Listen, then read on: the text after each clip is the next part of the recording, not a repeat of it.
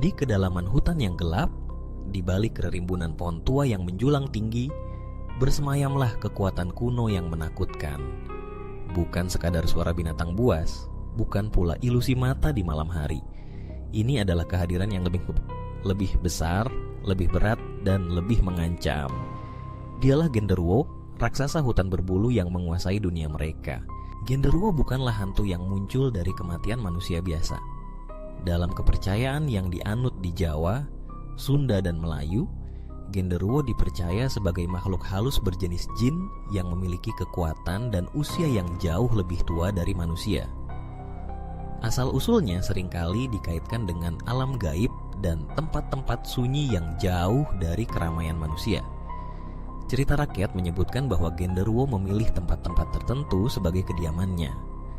Pohon-pohon besar dan tua, terutama pohon beringin yang rindang, seringkali dianggap sebagai portal menuju dunia mereka. Bangunan-bangunan kosong dan terbengkalai, reruntuhan kuno, atau sudut-sudut gelap dan lembab juga dipercaya menjadi sarang bagi Genderuwo. Beberapa kepercayaan juga mengaitkan kemunculan Genderuwo dengan kematian yang tidak wajar atau tragis. Arwah orang yang meninggal karena kecelakaan, bunuh diri, atau pembunuhan konon bisa ditarik oleh kekuatan gaib dan menjelma menjadi Genderuwo. Namun, versi ini tidak sepopuler asal-usul Genderuwo sebagai jin dari alam gaib. Penampakan Genderuwo dalam persepsi masyarakat sangatlah beragam, namun ada beberapa ciri umum yang sering digambarkan. Wujud aslinya seringkali di raksasa berbulu lebat seperti kera besar, dengan tubuh kekar, kulit gelap atau kemerahan, taring yang mencolok, dan mata merah menyala yang menakutkan.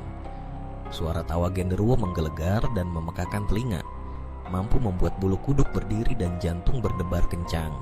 Yang lebih menakutkan, Genderuwo dipercaya memiliki kemampuan berubah bentuk, shape-shifting. Ia bisa menjelma menjadi manusia, bahkan menyerupai orang yang dikenal oleh korbannya.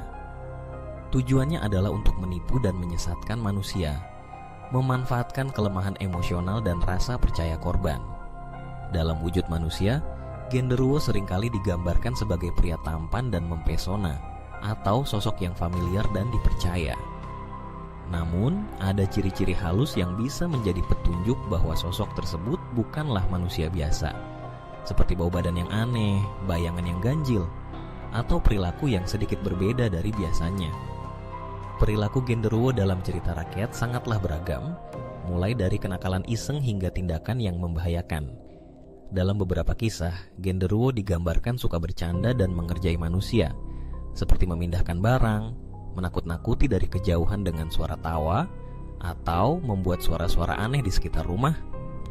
Namun, sisi gelap Genderuwo juga sangat mengerikan. Kepercayaan yang berkembang menyebutkan bahwa Genderuwo memiliki nafsu seksual yang tinggi dan seringkali melecehkan atau bahkan menyerang wanita. Dalam wujud manusia, Genderuwo bisa menyesatkan wanita yang sedang sendirian atau dalam kondisi emosional yang lemah dan melakukan tindakan kekerasan seksual. Tidak hanya itu, Genderuwo juga dipercaya bisa membuat manusia tersesat di hutan atau tempat-tempat sunyi.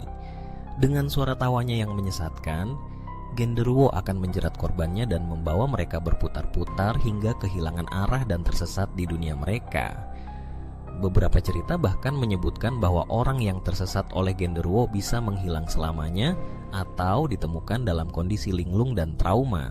Cerita-cerita tentang pertemuan dengan Genderuwo banyak beredar di masyarakat, terutama di daerah pedesaan yang berdekatan dengan hutan atau tempat-tempat angker.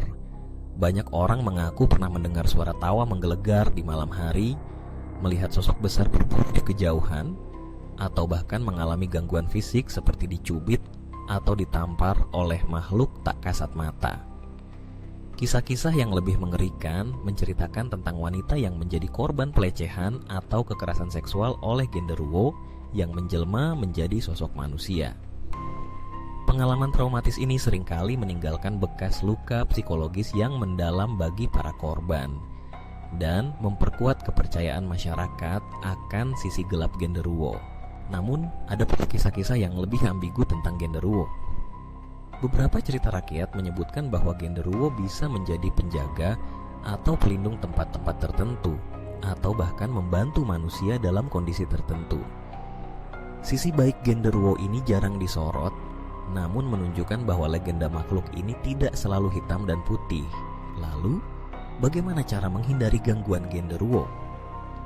Kepercayaan tradisional mengajarkan beberapa cara untuk melindungi diri. Menjaga kebersihan diri dan lingkungan, terutama tempat-tempat yang dianggap kotor atau lembab, dipercaya dapat menjauhkan genderuwo. Menghormati alam dan tidak berbuat kerusakan di hutan atau tempat-tempat sunyi juga dianggap penting. Selain itu, berdoa dan mendekatkan diri kepada Tuhan juga merupakan cara spiritual untuk mendapatkan perlindungan dari segala macam gangguan makhluk halus, termasuk genderuwo. Beberapa tradisi juga menggunakan benda-benda mistis atau jimat yang dipercaya memiliki kekuatan magis untuk menangkal energi negatif dari genderuwo. Pada akhirnya, keberadaan genderuwo tetaplah menjadi misteri dan bagian dari kekayaan cerita rakyat Indonesia. Apakah genderuwo benar-benar makhluk halus yang menghantui hutan dan tempat-tempat sunyi, ataukah ia hanyalah simbol dari ketakutan dan imajinasi manusia? Jawabannya mungkin berbeda bagi setiap orang. Namun yang pasti, legenda genderuwo akan terus hidup dalam dunia mereka. Dunia yang penuh dengan misteri dan kekuatan alam yang tak terduga. Apakah kamu pernah mendengar cerita tentang genderuwo di daerahmu? Atau mungkin kamu pernah merasakan kehadiran makhluk halus ini? Bagikan pengalaman atau pendapatmu di kolom komentar. Jangan lupa like, share, dan subscribe channel Dunia Mereka untuk terus mengikuti petualangan kita menjelajahi misteri dan legenda di Nusantara. Sampai jumpa di episode selanjutnya.